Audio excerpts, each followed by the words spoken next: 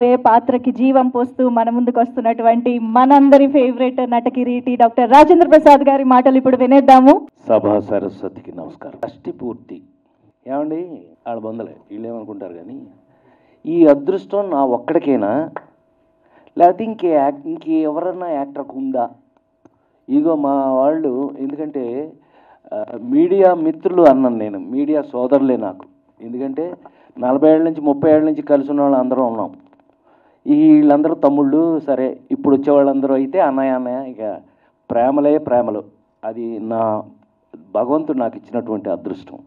So మీ అందరినీ కొంచెం gap తర్వాత మళ్ళీ కలుసుకోవడం చాలా సంతోషం.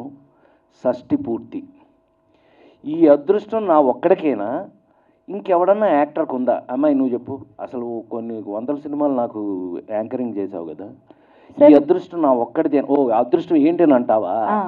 వయసుకు తగినట్టు క్యారెక్టర్లు. రాజేంద్ర ప్రసాద్కి షష్ఠి పూర్తి. నవ్వుతారేంటే?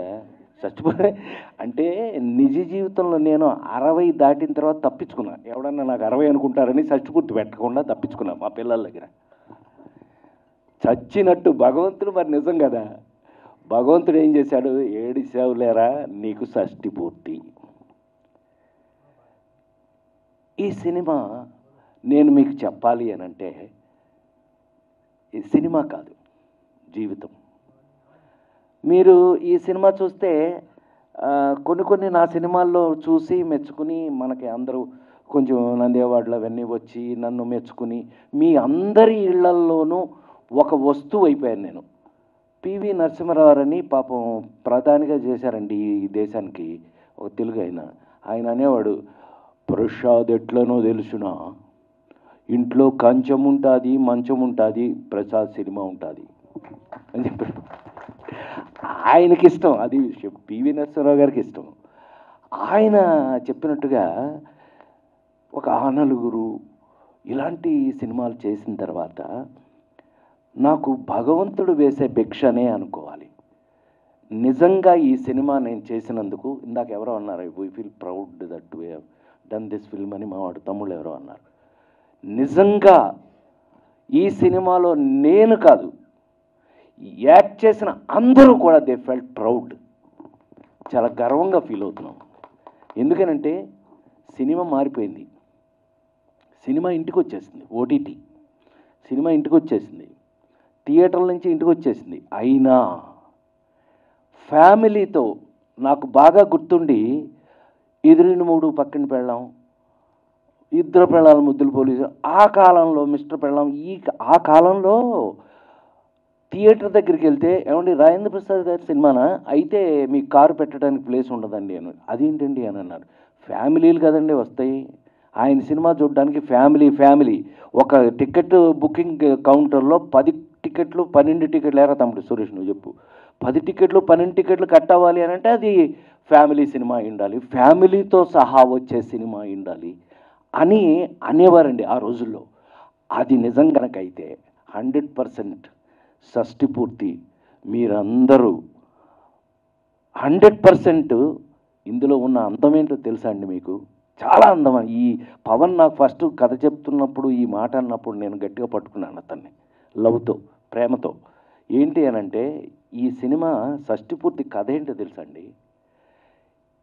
ఏమండి ఏ పిల్లలైనా సరే జీవితంలో వాళ్ళ అమ్మా నాన్న నువ్వు ఇటురావే రా, నీ సంగతి ఉందిరా ఇటురా. కాదు మీ అమ్మా నాన్న పెళ్ళి నువ్వు చూసావా? మీ అమ్మ పెద్దవా ఉంది, మీ అమ్మా నాన్న పెళ్ళి నువ్వు చూసావా? వెళ్ళు నువ్వు అసలు సరిగ్గా లేదు, దెబ్బేసే అయిపోయింది ఇది నన్ను చూసి ఎక్సైట్మెంట్ దీనికి. పాపం వీళ్ళందరూ నాకు బేసిక్గా ఫ్యాన్స్ కదా, వీళ్ళు సగం తప్పులు చేస్తుంటారు. ఇప్పుడు వెలిగింది దానికి, ఇప్పుడు వెలిగింది. సో ఎవరికి జీవితంలో మనం సరే హలో మనకి అదృష్టం ఏంటంటే మనకి హిందూ దేశంలో పుట్టి హిందువులం మనం అందరం. మనకి తెలిసి మనం తల్లిదండ్రుల పెళ్ళి మనం చూసే అవకాశం లేదు. ఎందుకని? వాళ్ళకి పెళ్ళి అయితేనే కదా మనం పుట్టేది. ఆ విధంగా పెళ్ళి చూసే అవకాశం లేదు. కానీ పిల్లలు చూడగలిగిన పెళ్ళి ఏదైనా ఉందంటే అది షష్ఠి పూర్తి ఒక్కటే. అవును కదా, అవును కదా. అందుకని షష్ఠి పూర్తి ప్రతి మనిషి జీవితంలో ఎంత ఇంపార్టెంట్ అది చెప్పబోతున్నాం ఈ సినిమాలో అన్నప్పుడు నాకు పవన్ మీద గౌరవం చాలా పెరిగింది. అఫ్కోర్స్ కథ విన్న తర్వాత ఇంకా పెరిగింది, అది వేరే విషయం.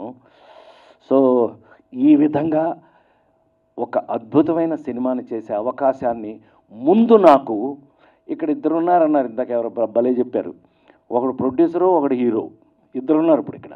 మా రూపేష్ గారు టూ డ్యూయల్ రోలు. నాకు అతను హీరోగా కన్నా ప్రొడ్యూసర్గానే ఐ లైక్ హిమ్. ఎందుకంటే ఎక్కడ అంటే ఆర్బి చౌదరి గారి కజిను, అంతే కదా, your cousin of RB Chowdary garu, great producer RB Chowdary గారి కజిను. సో అందుకని ప్రొడక్షన్స్ గురించి కొన్ని వాల్యూస్ గురించి వాళ్ళకి తెలుసు. కానీ ఫస్ట్ టైం అయినా కూడా ఎక్కడ ఎలాంటి చిన్న తేడా కూడా లేకుండా, పైగా మీరు ఇందాక నుంచి అందరూ చెప్పారు, విన్నారు మీరు, ఇళయరాజా గారి దగ్గర నుంచి